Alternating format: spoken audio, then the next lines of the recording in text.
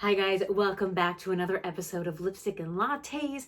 As always, this episode is being filmed. It's also on Apple Podcasts as well as SoundCloud. I sound a little bit out of breath. I feel a little bit out of breath. Setting up today had been a chore. I don't know why any different than normal. I just could not set myself up today. I also am not drinking a latte. It's after 5 o'clock, so we are drinking some gin and ginger beer with lemon. Take a sip of that in a pretty painted wine glass. But today I wanted to talk a little bit about entertainment and how I think we've become hypercritical of entertainment and would rather it not be escapism. I mean, I guess it's still escapism, but at the same time, we want it to feel more real and we want more out of it. And I think it needs to be. So we're going to talk a little bit about that and how reality TV and how that has had an impact on the entertainment world, as well as we're going to talk about the Kardashians, who I shockingly adore, but I know a lot of people got a lot of things to say about the Kardashians, and I get it. I understand, but we'll get into talking about all of that. Don't forget, if you're on Apple Podcasts, to subscribe to the podcast, or on SoundCloud, follow me. You can also get it, like I said, on YouTube, youtube.com/Chelsea.Corrine. And if you're on YouTube right now, hi, how are you? I see you, or I guess you see me. Chelsea.Corrine.com, lipsticklattes.com. And that's that. And all the social media crap, well, Chelsea Corrine 9 on pretty much everything. But anyway, let's talk about entertainment. And I think I should start this off by talking about one of my favorite shows, The Masked Singer. I love The Masked Singer. I think it's great. I think it's very entertaining, and that's why I like it.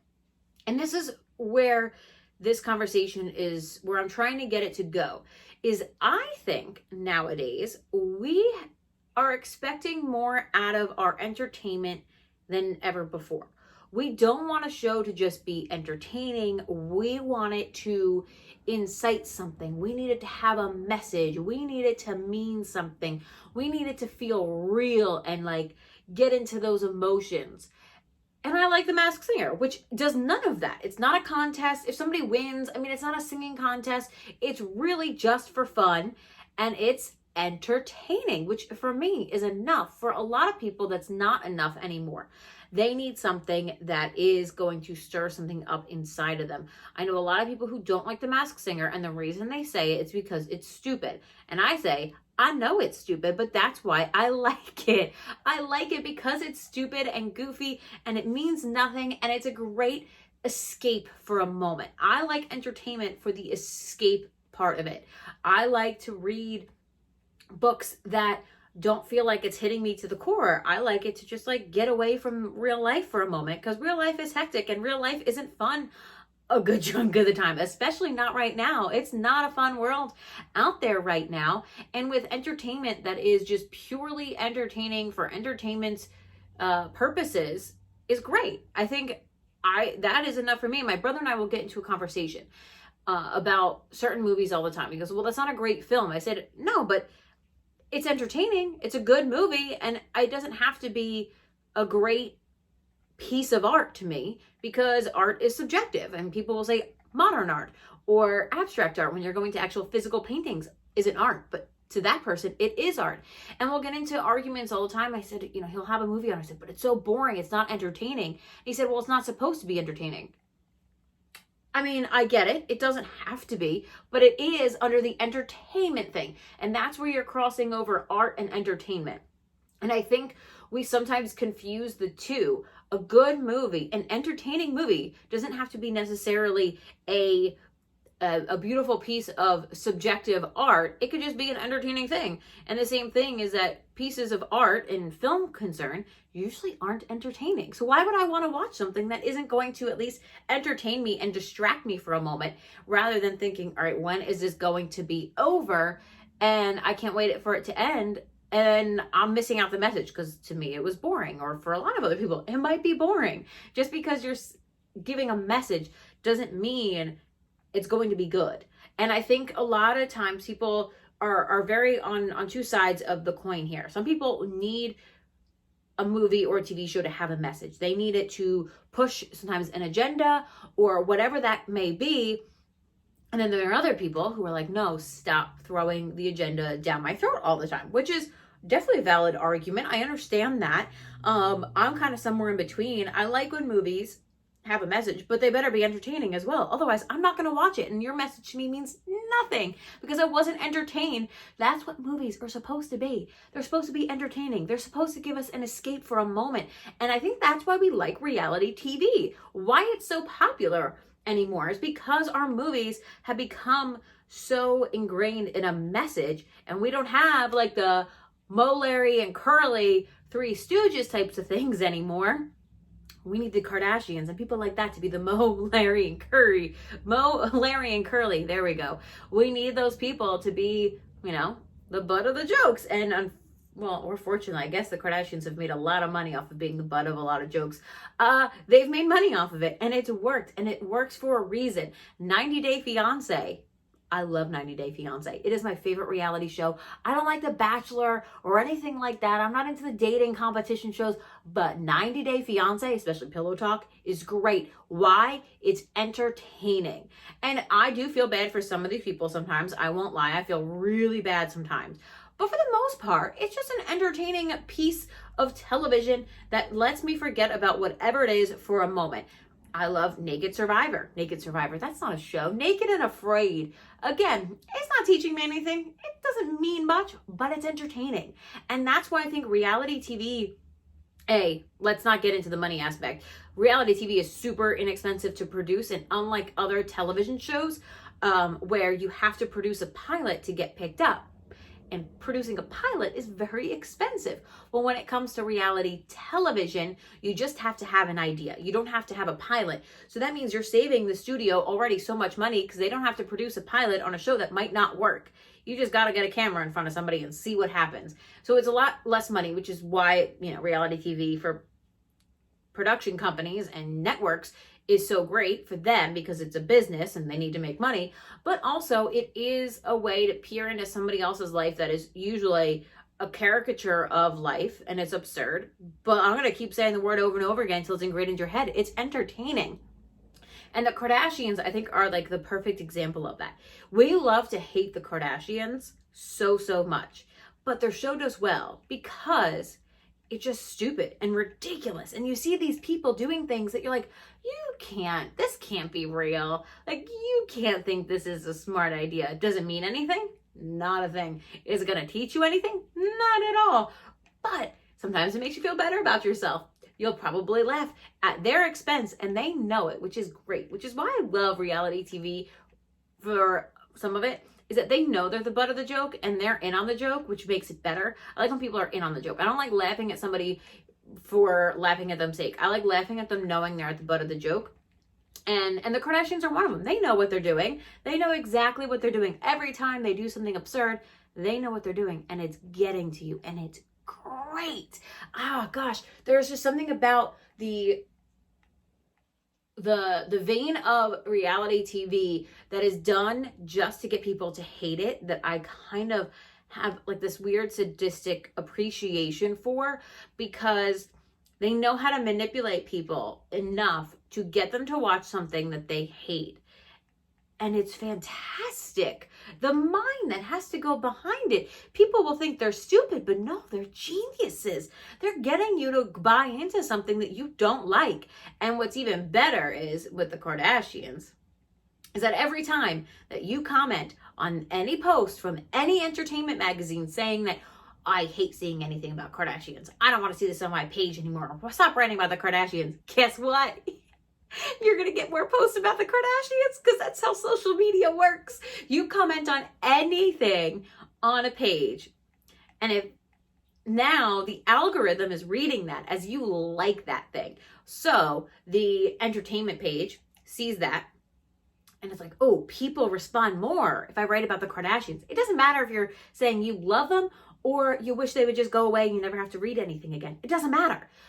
But the fact that you're commenting makes their post reach more people, which means they're gonna keep posting about the Kardashians. And because you commented on it or responded with an angry face, little, whatever they call them, reaction on Facebook, Facebook now reads it as you reacted. It doesn't know how you reacted. It doesn't read that you hate them. It doesn't read that you put the angry face. It just sees that you reacted at all. You interact with the post. So now you're going to see more posts about whatever it is.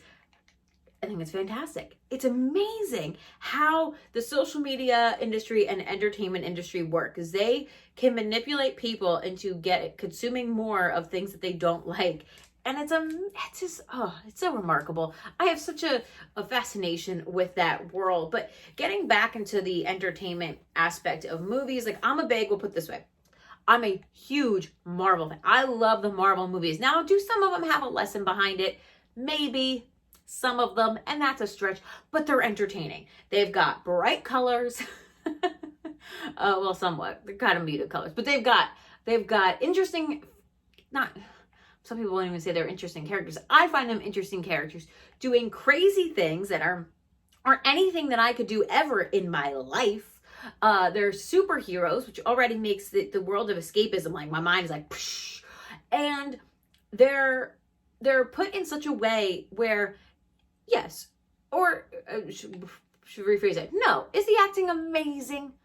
No. It's good. It's decent. It's bearable. It's enough to get you through. Does it matter? No. Do they develop a decent enough storyline? Yes. And has Disney been able to perfect movies in which they don't have to be perfect? The acting in it doesn't have to be great, but they know how to manipulate the market well enough for everybody to want to consume whatever they are pushing out. Whether it has a message or not, it's entertaining.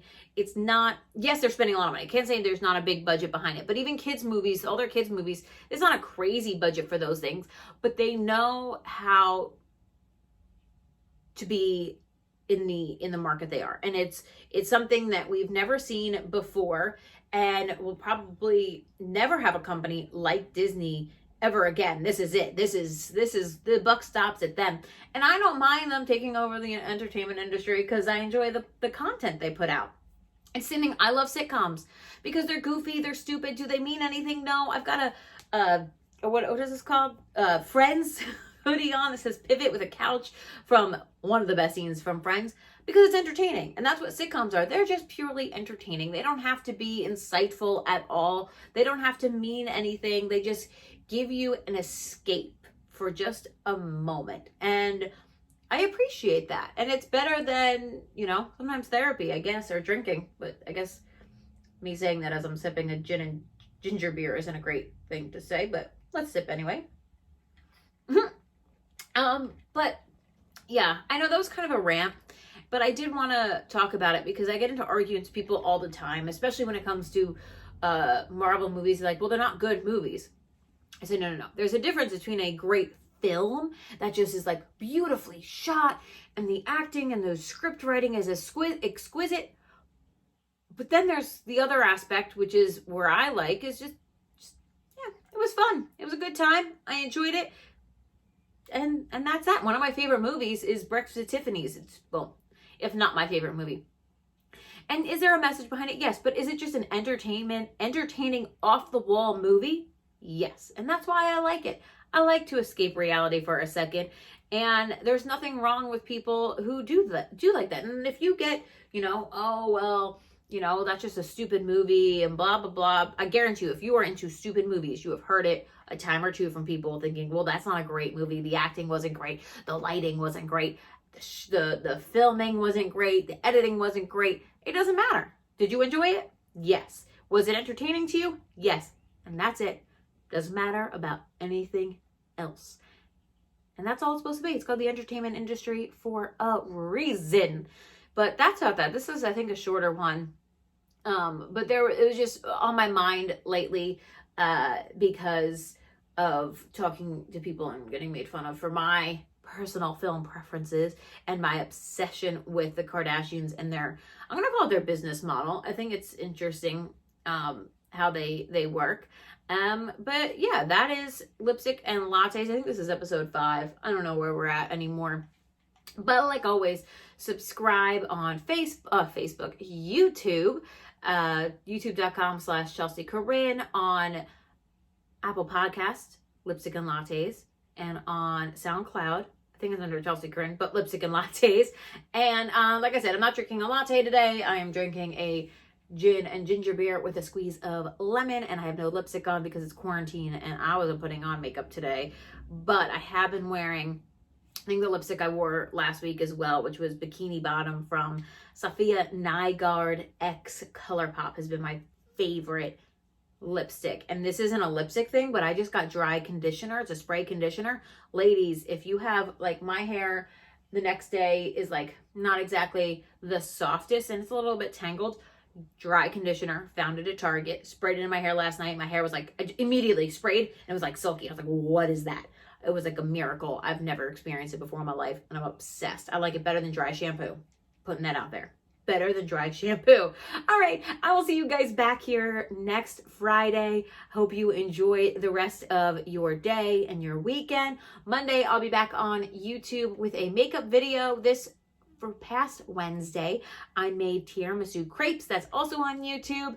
And we'll see what we make. I think we're going to make the Disney churros on YouTube this Wednesday for my food video because Disney posted their churro recipe and I got to try it out. So we're going to probably do that on Wednesday on YouTube, youtube.com/Chelsea.Corrine, and have a great weekend, like I said, and cheers. It's 5 o'clock somewhere.